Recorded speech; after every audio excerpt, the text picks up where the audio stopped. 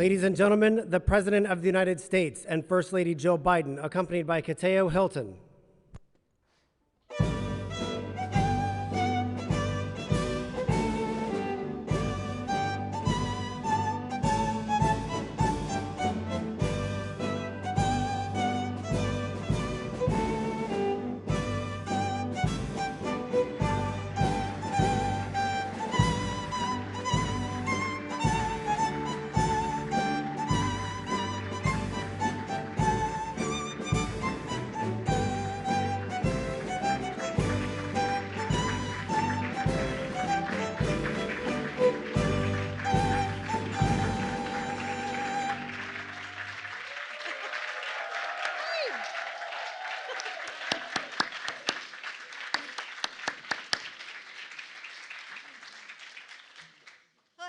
Good afternoon. Wow, there is just so much love in this room. Gosh, Joe, Kamala, Doug, and I are honored to be with you for our very first in-person White House Black History Month celebration.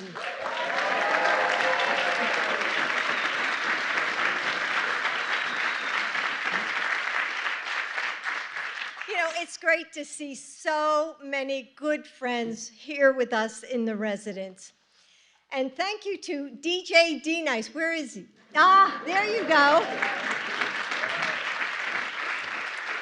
You know, your club quarantine brought us so much joy during the dark moments, and we are so grateful to have you with us today. So thank you for being here.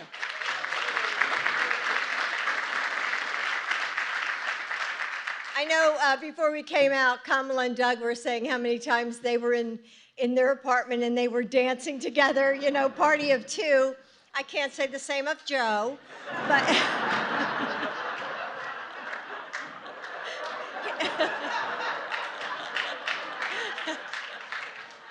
party of one.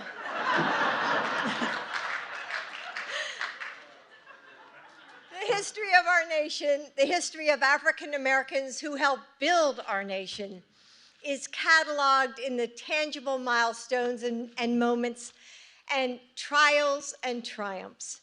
We remember the names of those who shaped the course of our country and whose hands have written the story of America. Many of those hands belong to you. Yes. Those who have crafted our laws and dismantled injustice, who have penned our poetry and painted our dreams, who have taught the children who will lead us into the future and flown to the heavens to touch our stars. And yet there are threads stitching our history together that can't be captured by books. The laughter that gives us strength when the world feels hard or hopeless. The joy we find in shared purpose and acts of kindness, and the friendships that restore our faith in the world. That's what we celebrate today. A history as beautiful and diverse as our nation, as strong as the voices who continue to demand justice, a legacy driven by love for one another and hope for a brighter future, a heritage cemented by faith, friendship, and joy. Friends, we are honored to welcome you to the White House today. We are honored to share in the happiness of this celebration, and we are humbled to stand with you as we all work for a better future together. Thank you.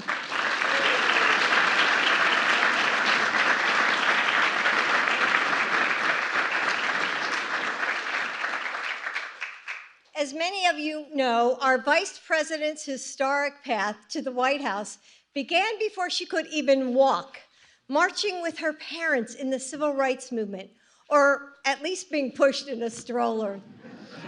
Since then, she has dedicated her life to pursuing justice and opportunity for all.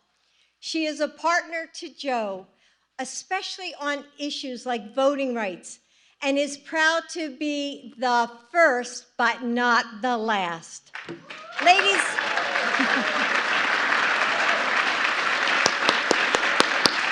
ladies and gentlemen, the Vice President of the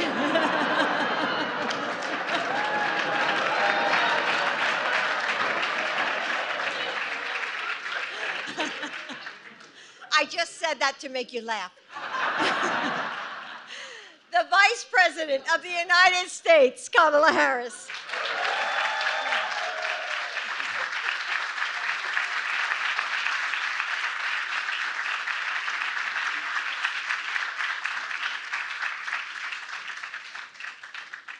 Thank you, Dr. Biden. Thank you. Please have a seat, everybody. Well, good afternoon, everyone. Good afternoon. It is so good to meet so many folks and to see so many folks. It's nice to be together under one roof together, isn't it? And of course, it is an honor to be here with our incredible President, Joe Biden.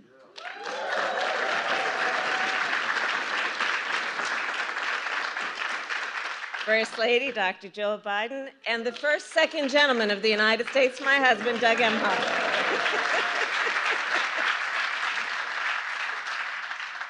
It is wonderful to be here this afternoon, joined by the most esteemed members of the Congressional Black Caucus. Yeah. And as a former member of the CBC, I know firsthand that the members of the CBC are truly the conscience, not only of the Congress, but of our country. Thank you.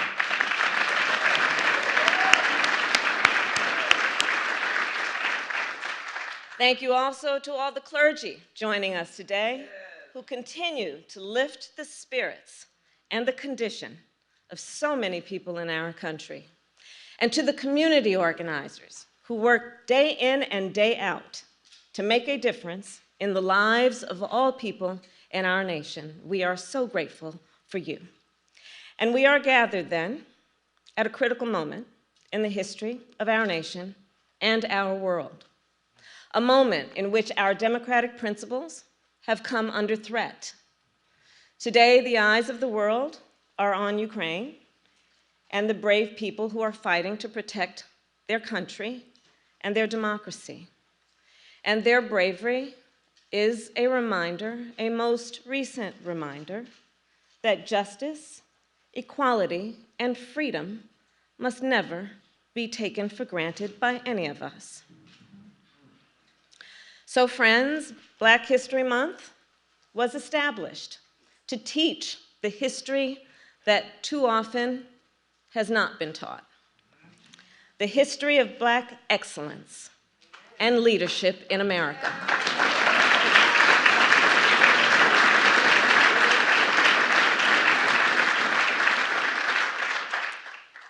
And also the history of resistance and resilience in America.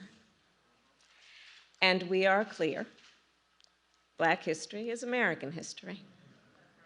It is living, breathing history. History we create every day. And today, of course, our nation faces many great challenges. Among the greatest is the assault on the freedom to vote. The freedom from which all others flow.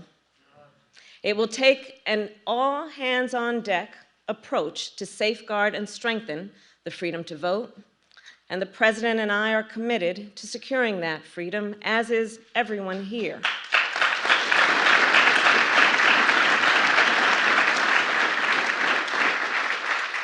And that is why I felt such pride and such hope understanding how votes lead to action through elections. It is why I felt such pride and such hope this past Friday when President Joe Biden nominated Judge Ketanji Brown Jackson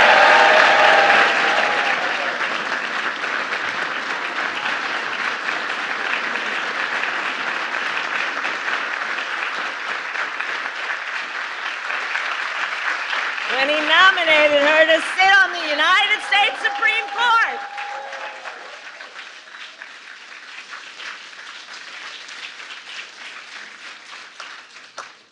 Because as we all know, elections matter.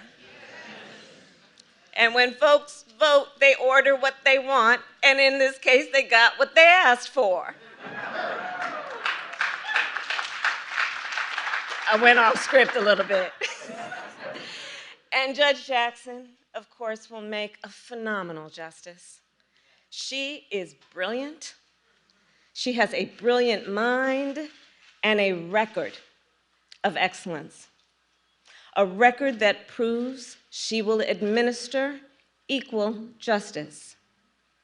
And I don't have to tell everybody here, she has been confirmed on a bipartisan basis 3 times and deserves, therefore, a swift confirmation now.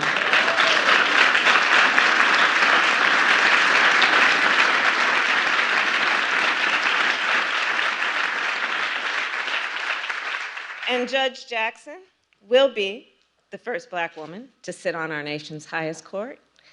And as Dr. Jill Biden mentioned, it is with that spirit also that we know she will not be the last.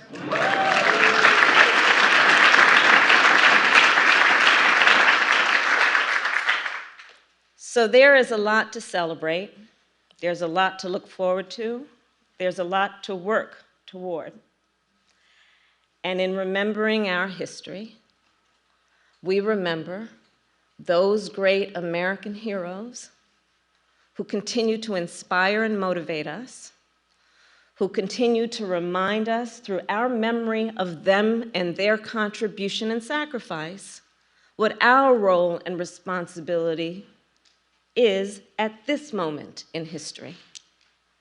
And speaking of that, then, when everyone walked into the White House today, I'm sure that you may have seen an exhibit celebrating great Black Americans. On display is a campaign poster from Shirley Chisholm. Barbara Lee, I saw you here today. Books by Toni Morrison, Zora Neale Hurston, and Maya Angelou. And a display honoring Dr. Mae Jemison, who I just talked with last week. You know, I'm the head of the Space Council. About her life and her work and her enduring commitment to helping young people find their own path to the stars. In the exhibit, there is also an Ella Fitzgerald vinyl, we used to call it an album, and a Jacob Lawrence painting, which hangs right here in this White House on a permanent basis. And especially significant in this moment, a judicial oath signed by Justice Thurgood Marshall, whose life's work influenced my own. In fact, his portrait hangs currently in the official office of the Vice President of the United States. And a bust of his figure sits in my ceremonial office as well. So as we gather here today and as we prepare to confirm another historic first to our nation's highest court, let us always remember, we stand on the shoulders of giants. Giants in our history, giants in American history, and giants right here in this room. This Black History Month, let us recommit to honoring their legacy with action. Let us continue their fight and our fight for justice and equality and opportunity for all, so that generations to come may stand on our shoulders and reach even greater heights. And history, as I've said many times before, I do believe it to be a relay race.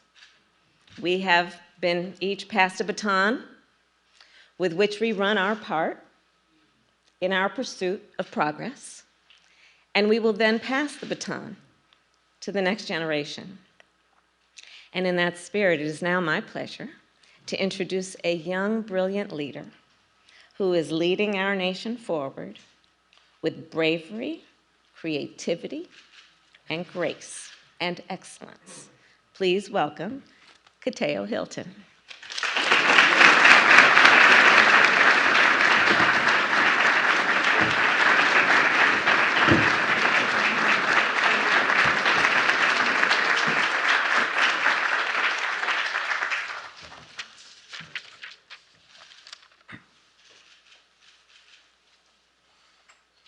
Hello. Thank you, Madam Vice President.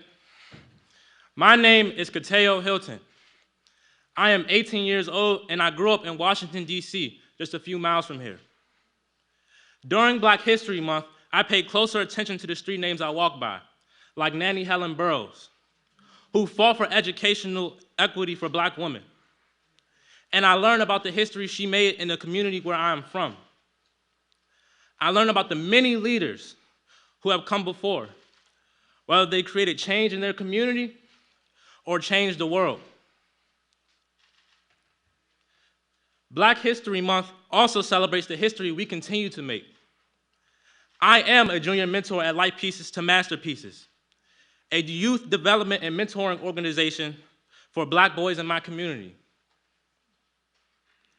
In a world full of violence and negativity, Life Pieces to Masterpieces gives us a space to be safe, express ourselves authentically, and create new Black history every single day. I have been a part of this same program since I was 4. Since starting high school at McKinley Technology, I have dedicated over 600 hours to meeting with my younger peers, whether it's by helping with their homework, supporting them with their creative expression, or accompanying them on the van to help them to make sure that they get home safely every single night. In just a few months, I will go to Delaware State.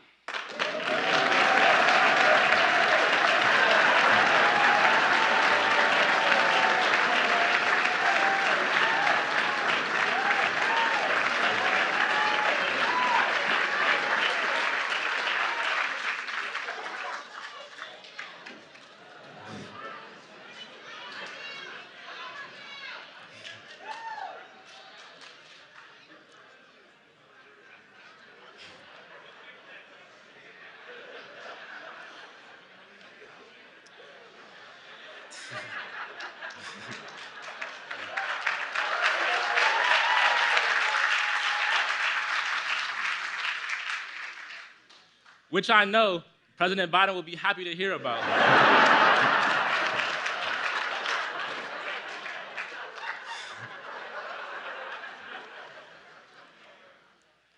I plan to graduate from this HBCU and attend a law school.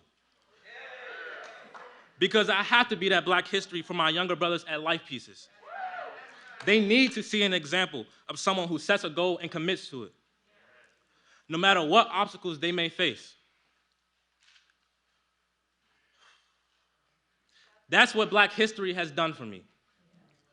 That's what my own mentors at Life Pieces have done for me. And that's what the Vice President has done for me, in blazing her own trail.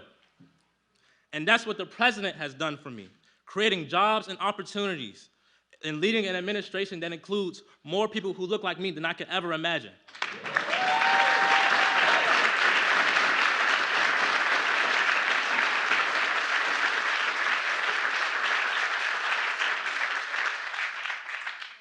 Now,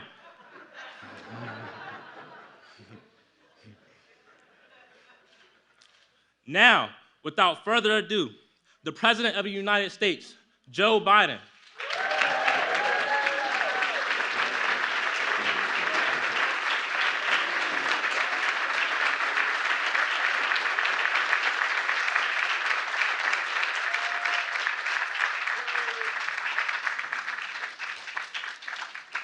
Well, Katteo, I tell you what,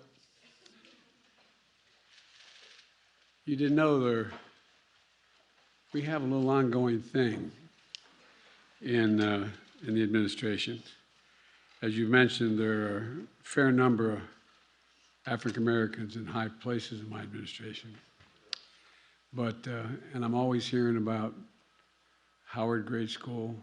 I'm hearing about the Morgan man. I'm hearing about, all these other things. But I keep talking about Delaware State.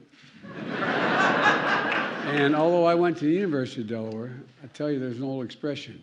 I tell you who brung me to the dance. Delaware State University is in the middle of my state, in Dover, Delaware.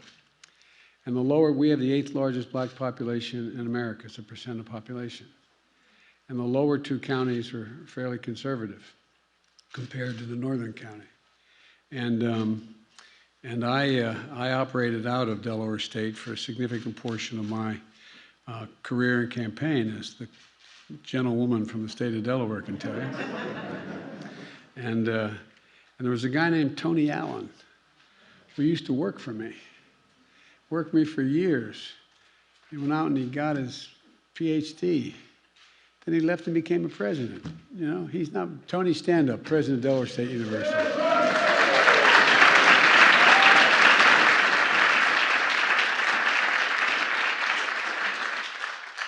And I learned a long time from good friends of mine in Delaware, in the civil rights community, that if you want to know where the real power in America lies, it's in the Divine Nine.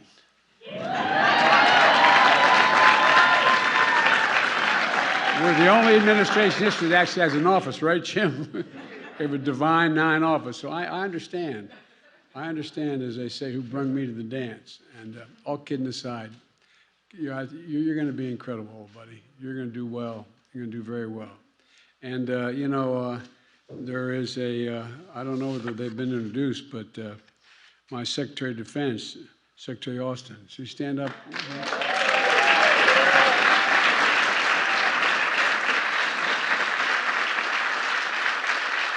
My Secretary of Housing, Secretary Fudge.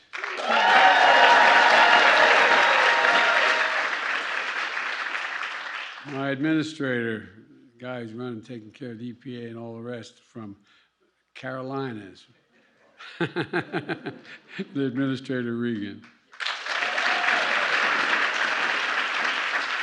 An acting director of OMB, the woman has controls all the money. Shalonda Young.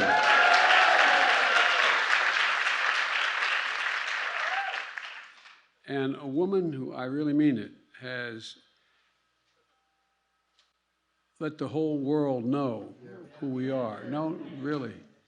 A woman who has been so incredibly effective in her job, but until recently, till the outrage of Putin and the Soviet Union, trying to reestablish the Soviet Union, basically, but and Russia, to hear her, to listen to her, run the debates at the Security Council as well as the General Assembly at the United Nations, Linda Thomas Greenfield, Linda.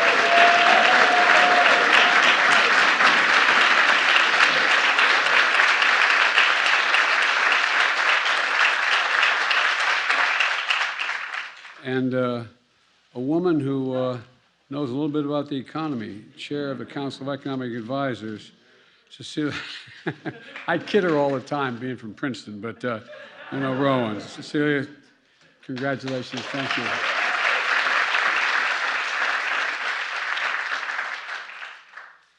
And Mr. Secretary, I'm talking about Katteo right now. I think they're ready to elect you to anything you want to be, pal. Look, I want to welcome everyone to the White House. It's been a long drought the last year and a half, not being able to have not just Black History Month, but not able to have any gathering here at the White House of any crowd at all. And it's good to have you back. It's wonderful to be able to host this event in person. And it's great to see so many friends. If I begin calling the roll, we'll be all night here, and I don't want to do that. But so many significant leaders who've changed the face of America sitting in the audience, not on this stage. So thank you all so very, very, very much.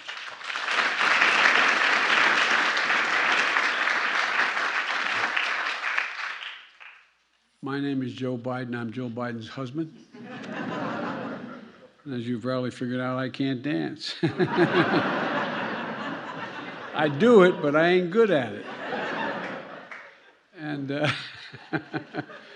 oh man, you have a great opportunity now, don't you, Julie? Tomorrow, I'm going to be delivering the State of the Union address. And today, I simply want to thank you for all you've done for me, for all of the country. So much has been accomplished for the people in this room. Black History Month is more than a celebration. It's a powerful, powerful reminder that Black history is American history. Black culture is American culture. Black stories are essentially an ongoing story of America.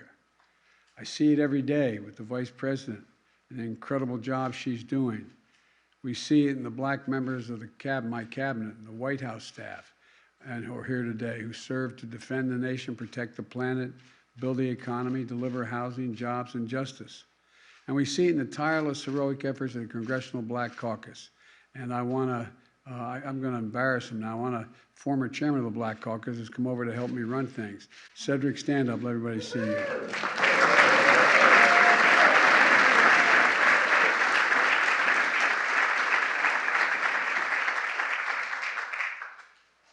I never played golf till I was 46 years old. I got to be pretty good. Then I asked Cedric to help me in my campaign. Then I played golf and he beat the hell out of me. I wish I had never done it.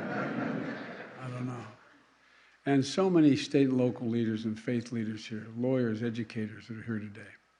And of course, we see another first in the nomination of Ketanji, well, you saw her. I guess you saw Justice Brown Jackson, who is on the Circuit Court of Appeals right now.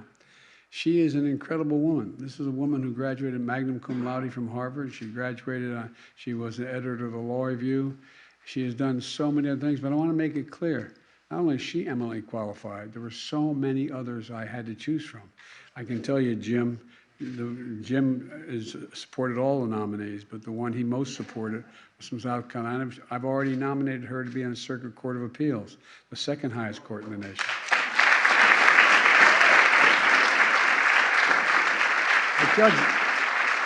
Judge Jackson is going to be an outstanding justice. She's part of an incredible group of black women who I've nominated to the federal bench. We've nominated more black women to the federal bench than any administration in the history of the United States of America.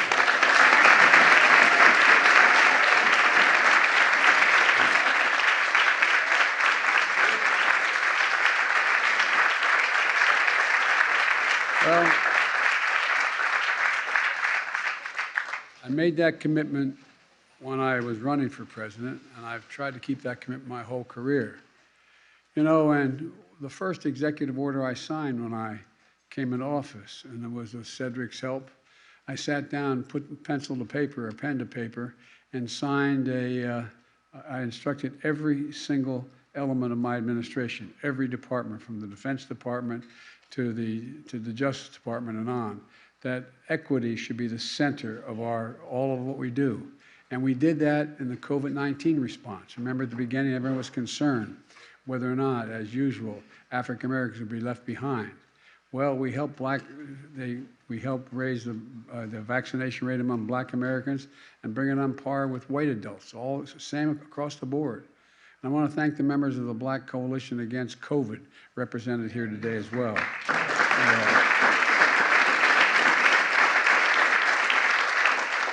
And I also want to thank Derek Jones, also as D-Nice, for being. Stand up, man. Let them see who you are.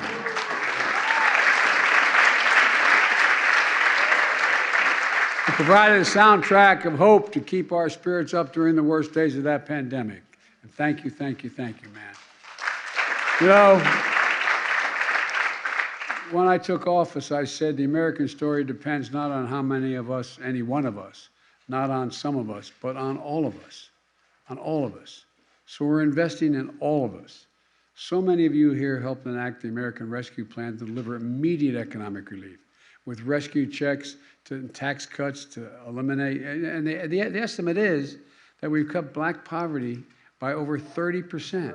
We reduced child poverty by more than 50% in the black community. The American Rescue Plan also included historic funding that allows cities and states to invest in community violence intervention programs and keep neighborhoods safe. Look, you're critical in getting the infrastructure law passed, the bipartisan bill that's going to do so much. It's going to replace decades of disinvestment in the United States of America. A commitment to reconnecting communities and people and job opportunities. So much with the early investments in highways and interstate, they cut neighborhoods in half. They divided things. We can put it back together again. Clean water, high-speed internet. We're going to eliminate every lead pipe in America so our children don't have to worry about whether they're drinking poisoned water in effect. And as part of that law, we made Minority Business Development Agency permanent and seeded it with $110 million so black businesses can get the capital they need to grow.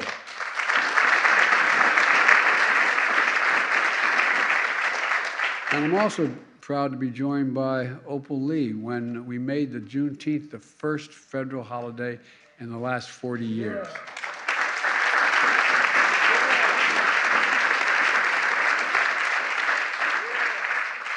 It's good to see Ms. Lee here. You know, we made landmark investments of $5.8 billion in historic black colleges and universities, not just because we got some serious advocates for Howard and Morehouse and other HBCUs you've heard of, like Delaware and others, but all kidding aside, because they offer so much promise to the nation, so much promise. It's good to see many HBCU leaders here tonight, including Dr. Devon Williams of Delaware State, Tony Allen, Tony at Delaware State, chair of the board of advisors of HBCUs. And look, and I want all of you to know, we're ready to closely investigate the cowardly, un-American bomb threats against HBCUs. That's underway.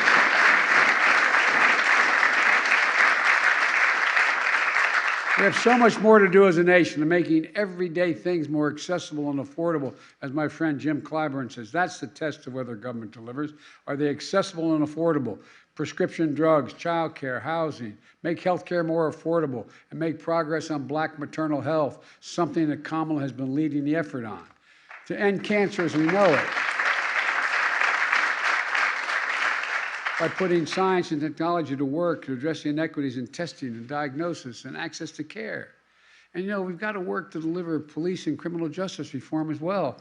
Even though Congress isn't acting, we are making changes in federal law enforcement policies, banning chokeholds, restriction on no-knock warrants, requirements on for federal agents to wear and activate their body cameras, ending the Department of Justice use of private prisons. All this is happening. And the Justice Department has opened pattern and practice investigations for systemic police misconduct in several key police departments in the country.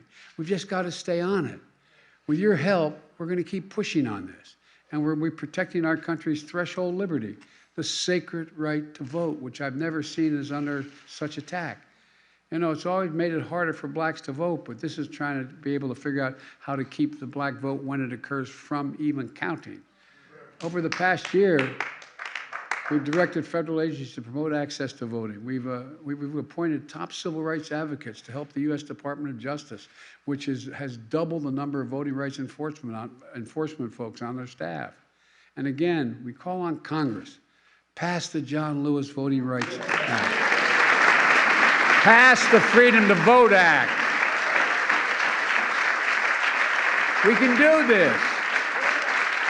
The American people agree with us.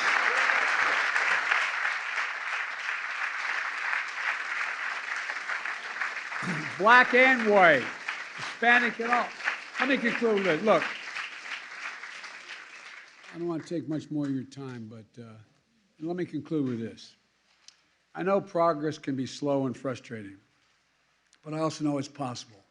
If we work together, if we keep the faith, if we remember the changes and charges that were passed down to us from all those who came before us, many sitting in this room right now.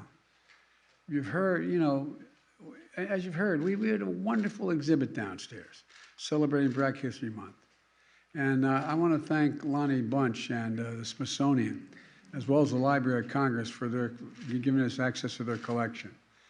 When I introduced Judge Jackson on Friday out in the hallway here, I thought about the display that holds the signature of the judicial oath of office sworn and signed by Thurgood Marshall himself. It was Justice Marshall who reminded us in a speech shortly before he died, and I quote, "America can do better because America has no choice but to do better." America has no choice but to do better. It's a powerful reminder of the history of the journey of America and the power each of us hold to write more just and hopeful chapter. And I really mean it. I am more optimistic about our chances to bring equity to this country than we ever had before now. And if you wonder about it, just take a look Take a look at the different. Reason I have so much hope is the younger generation. Those folks from grade school through 30 years of age. Look at what's going on. Look at how they act with one another. There's not this isolation. There is everything you see from television commercials down to how we act with one another. We have so much going for us. We got to just let them have their shot. Folks, I want to thank you all for being here. I really mean it. I want to thank you for all you've done, all that we can do, and being committed that we're going to do so much more. So thank you, thank you, thank you. May God bless you all. Thank you.